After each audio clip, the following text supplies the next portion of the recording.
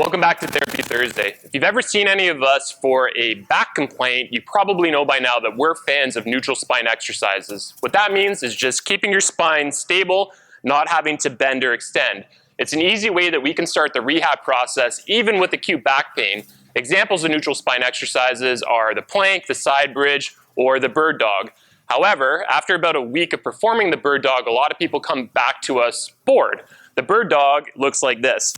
You've got your two hips and your two shoulders all level. You're going to brace through the middle and raise one arm and opposite leg, trying to keep your hips and your shoulders level. You might hold at the top for a period of time. A way to advance that and make it much more difficult is to do the same exercise from what's called the bear crawl position. With this, we're going to start in the same position but remove our knees from the ground. So from here, I'm going to lift up, take my knees off the ground. I will automatically feel my core engage. And then from here, we're going to perform the same exercise, alternating like so. Anytime that you remove any point of contact from a neutral spine exercise, it gets infinitely more difficult.